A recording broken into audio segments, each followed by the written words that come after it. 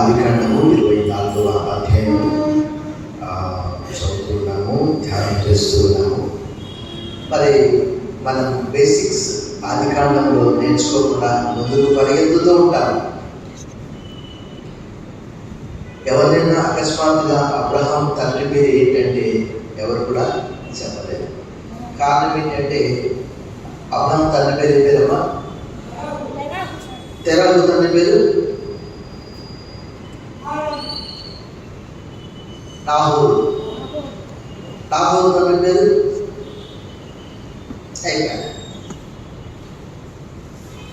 అంటే మనము వేగంగా ఇప్పుడేది టైం ఎవరికి లేదు, పరుగులు ఉడుకులు పరుగులు.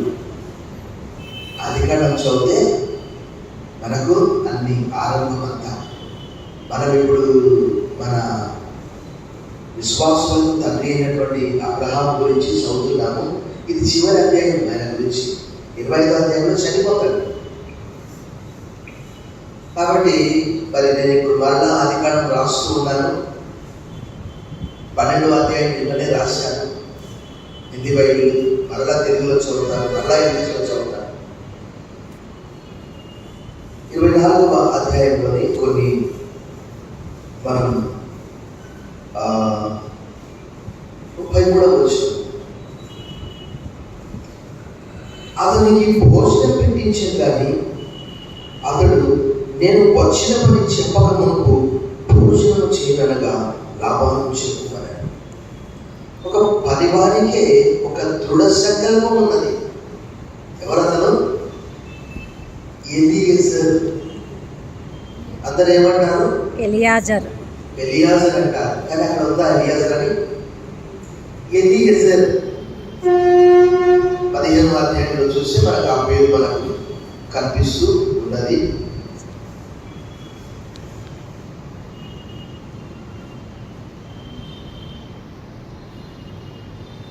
నేను సంతానం లేని వాడిని పోతున్నాను.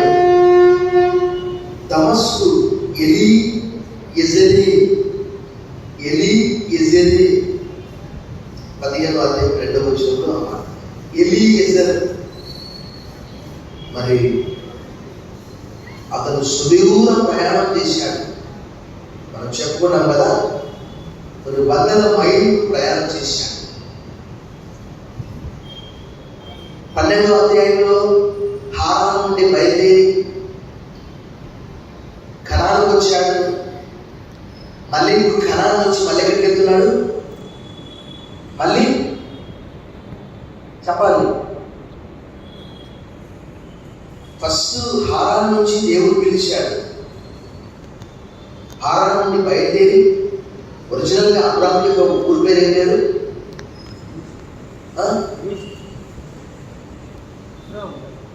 అబ్రాహాం ఊరి పేరు ఏం పేరు? ఊరు. అబ్రాహాం ఊరి పేరే ఊరు. పాస్టర్ గారు బేదేల్ అంటున్నాడు, లూజ్ అంటున్నాడు. ఊజు అన్నావు కదా, ఊజు అన్నాడు. మనం 11వ అధ్యాయం చివరిలో 12వ అధ్యాయం ప్రారంభంలో స్పష్టంగా రాయబడింది. హారాను నుంచి బయలుదేరి ఎక్కడి నుంచి అయితే వచ్చాడో మళ్ళీ ఎలీయెజర్ నుంచి ఎక్కడికి పంపించాడు? మళ్ళీ అక్కడికి పంపించాడు. అక్కడ ఎవరున్నారు? మనం బేసిక్స్ చదవకపోతే అర్థం కాదు. అబ్రాహాం యొక్క మరొక సహోదరుడు ఎవరు? తెరాహుకి ఎంతమందమ్మా? ఎవరు వాళ్ళ పేరు?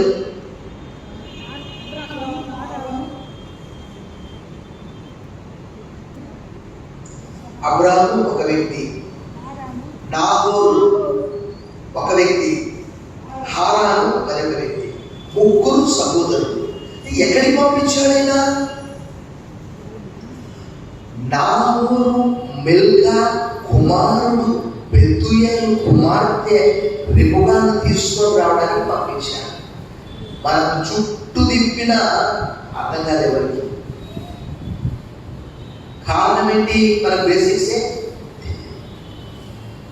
అబ్రాహాం భార్య పేరు సారా లేక సారై, నాహోరు భార్య పేరు మిల్కా, హారాను కుమారుడు పేరు లోతు.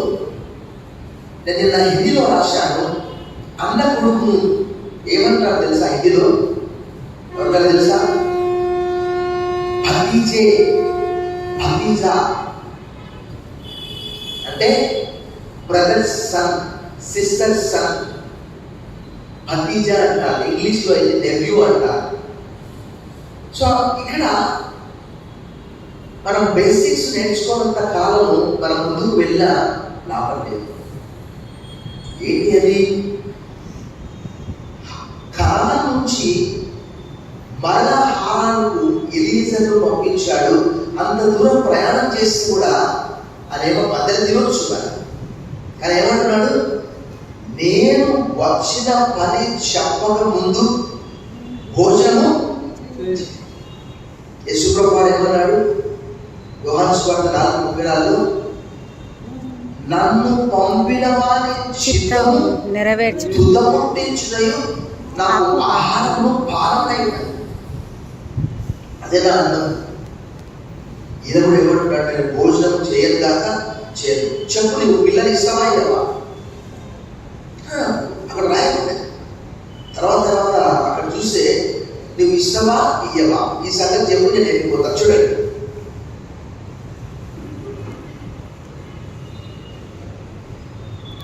అక్కడ 49 వచ్చిన. కాబట్టి నా యజమానుని ఎడల మీరు దయను నమ్మకము కనపరిచిన ఎడల అదేను నాకు తెలియజెప్పుడి, లేని ఎడల అదేను తెలియజెప్పుడి, అప్పుడు నేను ఎదుర్కోగలను అటు పోయేది అనగా. చెప్పండి, పిల్లలు ఇస్తారా కదా? అంతవరకు నేను వచ్చిన పని నెరవేరేంతవరకు భోజనము చేయదు. యేసుప్రభువు కూడా మార్క్స్ 6వ అధ్యాయంలో అసలు ఆయన భోజనం చేయడానికి టైం లేదంట. 6వ అధ్యాయం చూడండి, 31. అప్పుడు ఆయన మీరు ఏకాంతంగా అరణ్య ప్రదేశంలోకి వచ్చి కొంచెం సేపు అలసట తీర్చుకోవడం చెప్పారు. ఏదైనా అనేకులు వచ్చుచు పోచుకున్నందున భోజనం చేయటమైనను వారికి అవకాశము ఆనందితమనే టైం లేదు. మరి ఎలీయెజరు కూడా ఏం చేస్తున్నాడు? నేను వచ్చిన పని పూర్తి అయ్యేంత వరకు అసలు భోజనము చేయను అని అంటున్నాడు. అంటే ఒక దీక్ష, ఒక సంకల్పం, ఒక మిషన్, ఒక టాస్క్ ఏంటంటే నా యజమానుని కుమారుడి వరకు అమ్మాయిని సంపాదించాలి. ఈ కష్టమంతా అదే అన్నమాట. తర్వాత మనం ఏం చూస్తామంటే అంతటా అతని ఇట్లా ఎవరు? ఎలీయెజరు. నేను అబ్రహాము దాసుడు, యెహోవా నా యజమానుని బహుగా ఆశీర్వదించిన కనుక అతని గొప్పవాడాయను. అతనికి గొర్రెలను, గొడ్లను, వెండి బంగారములను, దాసదాసి జనము, వంటలను, గాడిదలను దయచేసి ఇవన్నీ కూడా మనకు 12వ అధ్యాయంలో ఆయన ఆస్తి అంతా కూడా తీసుకొని బయలుదేరి వచ్చినట్టు మనకు రాయబడి ఉన్నది. 12వ అధ్యాయంలో మరొక మాట కూడా మనకు రాయబడినది ఏంటి? ఫరో ఏం చేశారంట? దాసీలను, గొడ్లను, పశువులను వాటన్నింటినీ బహుమానంగా ఇచ్చాడట. అవి కలిపి ఇంకా చాలా. 13వ అధ్యాయం 2వ వచనంలో కూడా రాయబడ్డది ఏంటి? అబ్రాము వెండి బంగారము పశువులు కలిగి బహు ధనవంతుడైందని మాట రాయబడి. ఇంకేం రాయబడ్డది? వాళ్ళ ఆస్తి అంట కలిసి నివసించలేనంత ఉందంట. 36వ అధ్యాయం 7వ వచనంలో రాయబడ్డది ఏశావు యాకోబుల గురించి. ఇక్కడ అబ్రాము లోతుల గురించి కూడా రాయబడ్డది. వాళ్ళిద్దరికీ అంతే ఆస్తి ఉంది. కానీ మనం గమనిస్తే లోతు బికారి అయిపోయాడు, అబ్రాము ధనవంతుడయ్యాడు. లోతు సమస్యను కోల్పోయాడు ఆయన యొక్క విశ్వాసాన్ని బట్టి. కాబట్టి మనం అక్కడ ఏం చూస్తామంటే అబ్రాహామును దేవుడు ఆశీర్వదించాడని ఎవరు సాక్ష్యం ఇస్తున్నాడు? పరివాడే సాక్ష్యం ఇస్తున్నాడు. ఎలియేజర్. కొంచెం యజమాని అటు పక్కకు జరిగితే పనులు అడిగితే చెప్తాడు యజమాని గురించి. ఒట్టి పిచ్చినారండి, అస్సలు సింజి ప్రాణం పోతున్నా రాగిపోతూ రాలిపోవడం. కానీ పనివాళ్ళు ప్రార్థన చేస్తూ 24 అధ్యాయం 12, 24 అధ్యాయం 21, 24 అధ్యాయం 41, 42, 24 అధ్యాయం 56, 4 చోట్ల 5 చోట్ల ఒకటే మాట, కార్యం సఫలతి. తర్వాత నా యజమానుని భార్య అయిన సారా వృద్ధాప్యంలో నా యజమానునికి కుమారుని కలడు. నా యజమానుడు తన కలిగిన యావత్తును అతనికి ఇచ్చి ఉన్నాడు. మనకు తెలుసు 12వ అధ్యాయంలో దేవుని యొక్క వాగ్దానం అబ్రాహాముతో ఏమైందని, నేను నిన్ను ఆశీర్వదిస్తాను, నేను నిన్ను గొప్ప జనముగా చేస్తాను, సమస్త వంశము నీ ద్వారా నీ యందు ఆశీర్వదించబడతాయి, నిన్ను దీవించువాడిని దీవిస్తా, నిన్ను శపించువాడిని శపిస్తా, నీ సంతానాన్ని ఇంకా ఆకాశ నక్షత్రములపై చేస్తాను 15వ అధ్యాయంలో. కానీ మనం చూస్తాం దాదాపుగా ఆయన 25 సంవత్సరాలు వేచి మన 11వ అధ్యాయం ఇంతకు చదివాం. ఆమె ప్రసవించడానికి విశ్వాసం ద్వారా ఏం పొందుతున్నదంట? శక్తి పొందుతున్నదంట. రోమా 4, ఫిబ్రవరి 11లో ఆ విషయాలన్నీ కూడా చెప్తున్నాడు. నా యజమానుడైన అబ్రాహాము సారా వృద్ధాప్యంలో ఒక కుమారుని కన్నది. ఆ కుమారునికి ఆయన మొత్తం ఇచ్చేసాడు. మనకి ఇక్కడ డౌట్ వస్తుంది, మళ్ళీ ఉపపంతుల కుమారుడు కూడా ఉన్నారు. వాళ్ళ పరిస్థితి ఏంటంటే వాళ్ళకి ఏం చేశాడు? బహుమానాలు ఇచ్చి దూరంగా పంపించేశాడు. ఎందుకంటే ఆస్తి కొరకు ఏమైంది? ఇప్పుడు తల్లిదండ్రి ఆస్తి తీసుకొని తల్లిదండ్రి బయటపడిస్తున్నారు. ఇప్పుడు ఎంతమంది నాకు ఫోన్ చేసి చెప్తున్నారు.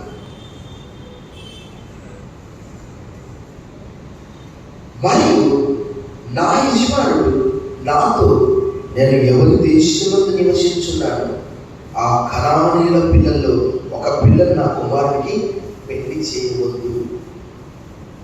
కనానీయులు వాళ్ళ ఆచారాలు మనందరికీ తెలుసు. ద్వితీయోపదేశకాండంలో రాయబడ్డది. ఏమని రాయబడ్డది తెలుసా? నా నీతిని బట్టి దేవుడు నన్ను ఇక్కడ వాగ్దానంలో ప్రవేశపెట్టాడని మీరు అనుకోవద్దు. మీ నీతి కాదు, వాళ్ళ చెడుతనం. అర్థమైందా?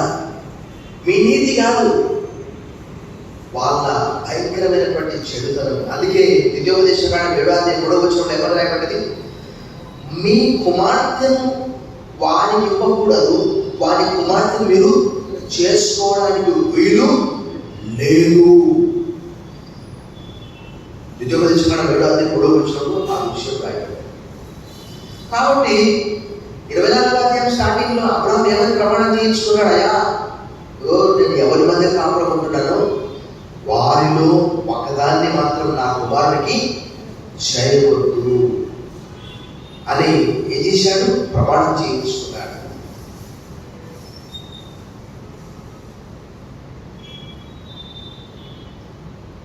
ఇంకా మనందరూ తెలుసు, ఆ వృద్ధాప్యంలో 22వ అధ్యాయం మనం చూస్తాము. యెహోవా తాను చెప్పిన ప్రకారము సారాను దర్శించను అనే మాట మనం 21లో మనం చూస్తాం.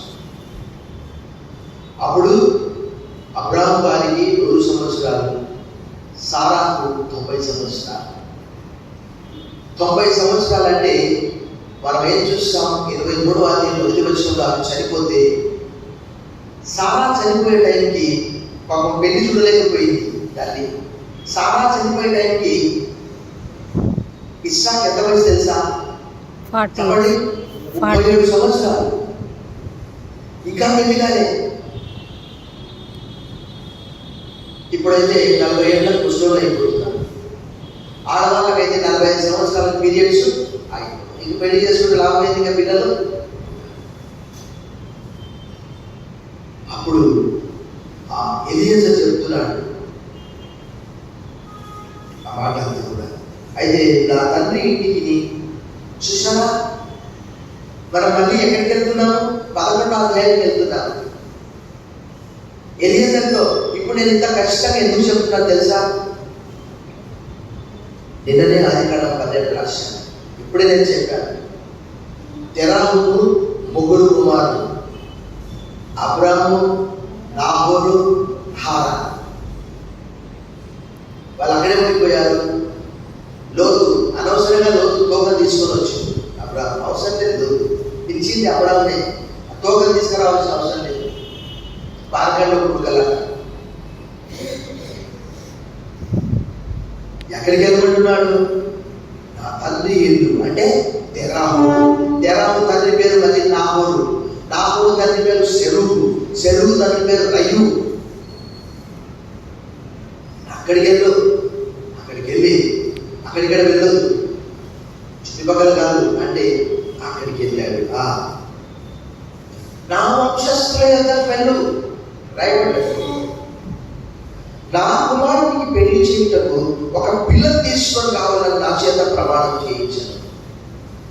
వాస్తవంగా ధర్మశాస్త్రం కంటే ముందు మనం చాలా విషయాలు మనకు ఇక్కడ గమనిస్తాం. ఏంటి అప్పుడు వాయు వరుసలు ఎందుకు?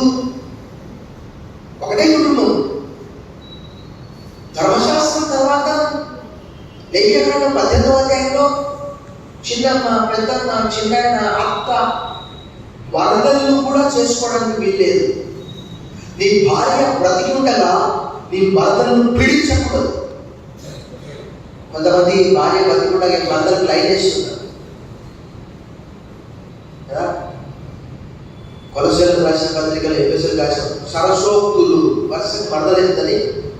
కానీ పౌలు గారు అది కూడా చెప్పారు. మోషే అయితే ఏమన్నాడు ధర్మశాస్త్రంలో? వరదలను కూడా చేసుకోవడానికి వీలు లేదు. ఏవైనా 18వ అధ్యాయం చదువుకోండి. అయితే మరి వాస్తవంగా అన్న లేక తమ్ముని కొడుకు బిడ్డ ఏమైతుంది? అబ్రాహము తమ్ముడు నాహోరు. నాహోరు భార్య పేరు మిల్కా. మరదలు కొడుకు ఏమైతాడు? కొడుకు అయితే కొడుకుకి బిడ్డ ఏమైనా మనవరాలు అవుతుంది. ఏమైతుంది? మనవరాలు మనసు జాగ్రత్తగా చదివాను బైబిల్. అర్థమవుతుందమ్మా? అబ్రాహాముకు సారా లేక సారాయి, నాహోరుకు మిల్కా, హారానుకు లోతు అంటే తోక. అనవసరం. నా వంశస్థులకు వెళ్ళి నా కుమారుడికి పెళ్లి చేయడం ఒక పిల్లని తీసుకుంటారు నా చేత ప్రమాణం చేయించింది. అదేంటో కానీ ప్రకటన అయిపోయింది. ఆదికాండం మళ్ళీ 12కి వచ్చాను కాబట్టి ఈ బైబిల్ స్టడీ చాలా భక్తిగా అంటే చాలా ఆసక్తిగా. ఎందుకంటే ఇప్పుడు దాదాపుగా 2-3 సంవత్సరాల క్రితం 12వ అధ్యాయం చెప్పాను. 12వ అధ్యాయం 10, 20 సార్లు 30 సార్లు చదవచ్చు. కానీ వంశావళి నేను ఎప్పుడు గుర్తుపెట్టుకోలేదు. ఇప్పుడు పెట్టుకున్నాను. చాలా ఖచ్చితంగా 10వ అధ్యాయం 5వ వచనంలో భూమి విభాగించబడ్డది. 10వ అధ్యాయం 25వ వచనంలో భూమి విభాగించబడ్డది పెలేగు సమయంలో. అప్పుడు నేను నా యజమానుడు ఆ స్త్రీ నా వెంట రాదేమో అని చెప్పినందుకు అతను ఎవరి సన్నిధిలో నేను జీవించున్నాను ఆ యెహోవా. చూడండి, యెహోవా అని అంటున్నాడు. అక్కడ మనము ఆ పేరు మనం చూస్తాం.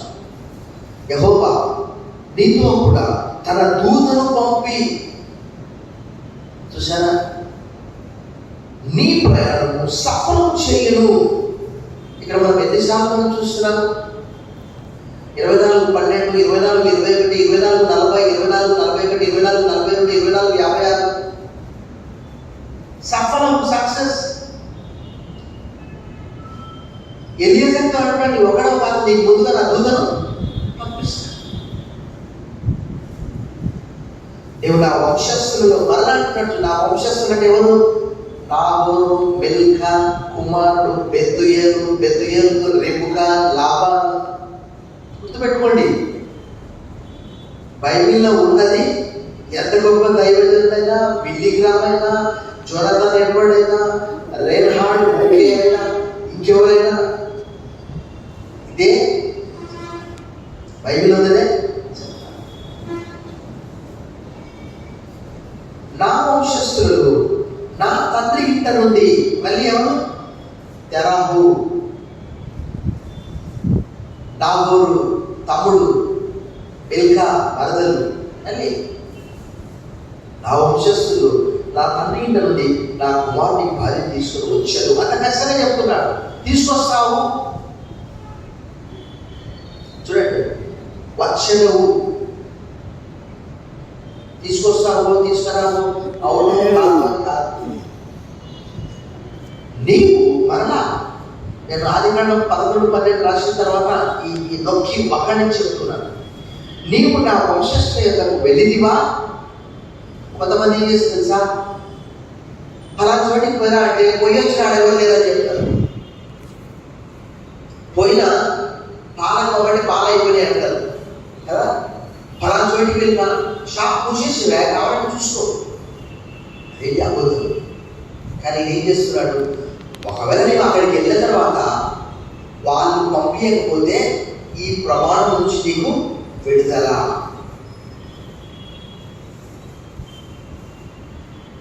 ఇక నీకు బాధ్యతలు వారు ఆమెను ఇయ్యని ఎడల కూడా ఈ ప్రమాణం విషయంలో ఈ బాధ్యత వచ్చింది.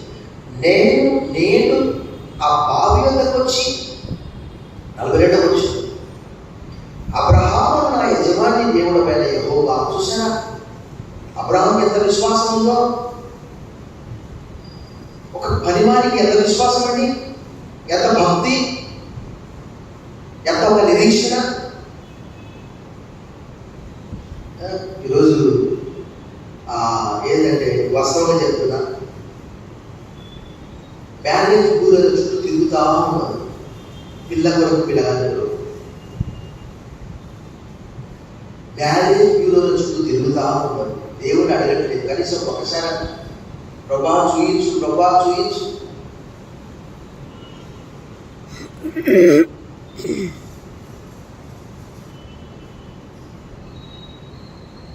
అబ్రహాము నా యజమాని దేవుడు అయిన యెహోవా,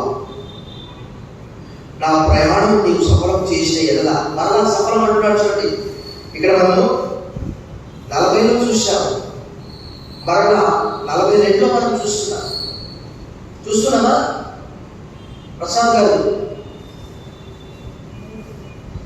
నేను ఈ నీళ్ల బావి వద్ద నిలిచిండగా నీళ్లు చేదుకొనడానికి వచ్చిన చిన్నదానితో నేను, చిన్నది అంటే మనం ఏం చెప్పుకున్నాము? కన్యక, ఏ పురుషుడు కూడనటువంటి స్త్రీ. మనం 24:16లో ఉన్నదన్నమాట చిన్నది అంటే. ద్వితీయోపదేశ కాండం 22లో కూడా ఆ మాట రాయాలి. 24:16లో ఆ చిన్నది మిక్కిలి చక్కనిది. 24:16 చెప్పాను.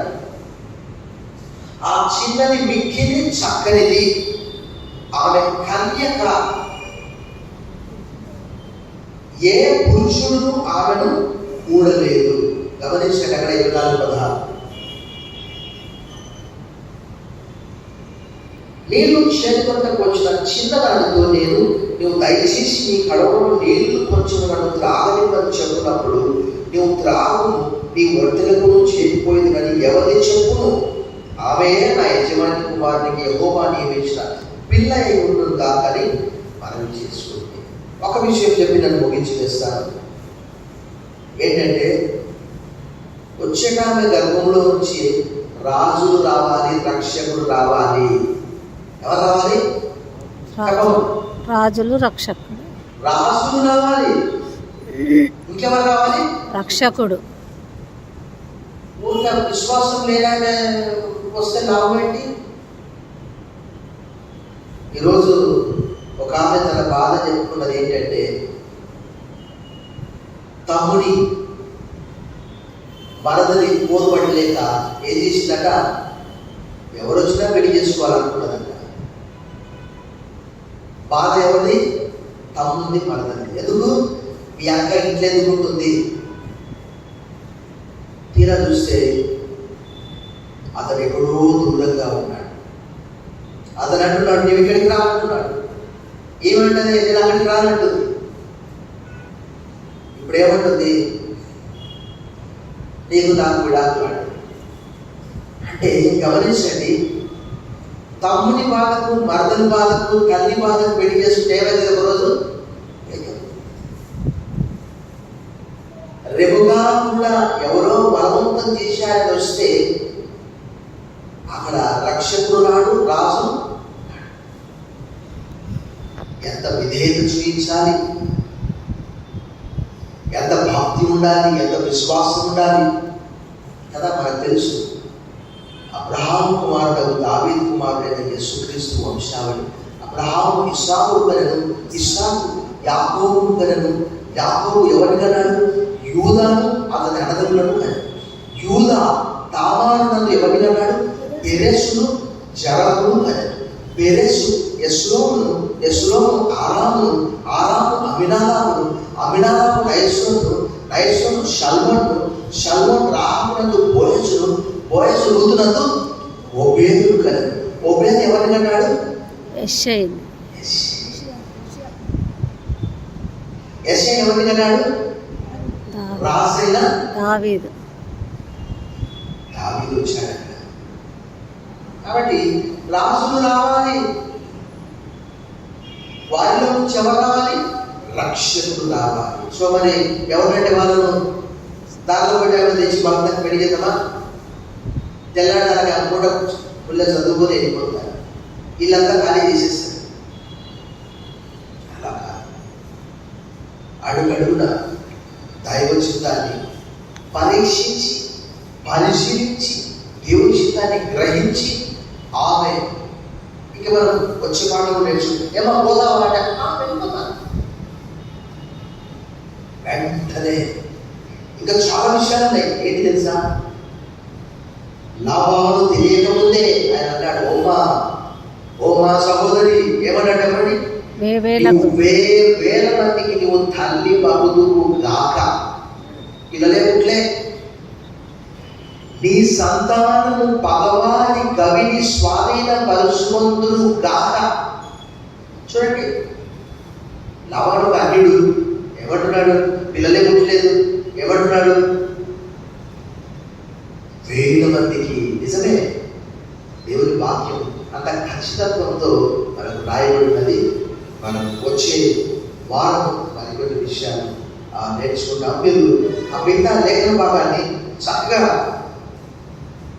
అవసరమైంది రాయండి ఒకసారి. ఆ 11వ అధ్యాయంలో 11వ వచనం నుండి లేక 10వ వచనం నుండి ఎవరి వంశావళి? షేము వంశావళి ఉంటుంది. షేము వంశావళి జలప్రలయం దాటిన తర్వాత, జలప్రలయం గతించిన తర్వాత 2 సంవత్సరాలకు 100 సంవత్సరాల వయసులో షేము ఎవరిని అన్నాడట? అర్పక్షదుడు అన్నాడట. మీరు ఆ వంశావళి అంతా కూడా రాయండి, చక్కగా ఉంటుంది. ఊరుగా కొంతమంది ఏంటంటే చూస్తా ఉంటారు, అట్లా ఏం రాదు, ఏం పోతుందంటే అట్లా పైన అంటా ఉంటాయి. గ్రంథం పండిస్తే మన జ్ఞానము మనకు వస్తుంది. జ్ఞానము సంపాదించే జ్ఞానములకు ముఖ్యాంశం. మరికొన్ని విషయాలు వచ్చేవారు నేర్చుకుందాం. ప్రార్థన చేసుకుందాం. ప్రార్థన చేసుకుందాం.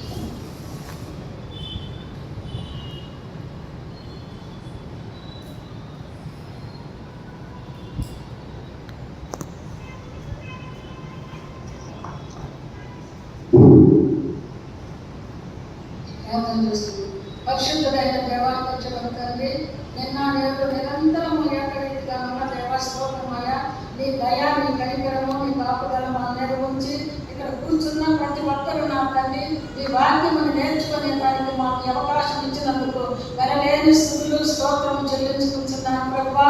అయ్యా, గత నెల మొదలుకొని ఈ నెల వరకు తండ్రి మొదట 2వ వారం వరకు మమ్మల్ని సజీవులు ఎక్కడ చేర్చినందుకు స్తోత్రము, నీకే వందనాలు, స్తోత్రాలు నా తండ్రి. ఈ దైవదాసులైన పాస్టర్ గారి ద్వారా మాకు ఎంతో వాక్యము వినిపిస్తున్నారు, కానీ మేము మర్చిపోతున్నాం ప్రభా. ఒక్క మాటలను మేము మనసులో ఉంచుకునే ప్రభా మాకు దయచేయమని మరి కోరుకుంటున్నాము. అయ్యా నా తండ్రి, యూపీఎస్లో కూడా తండ్రి ఎంత భారని పిల్లలు తప్పించి కాపాడమని అడుగుతుంటున్నాము. రేపటి నుంచి జరగనైనా ఐక్యారాధన మీటింగ్స్ లో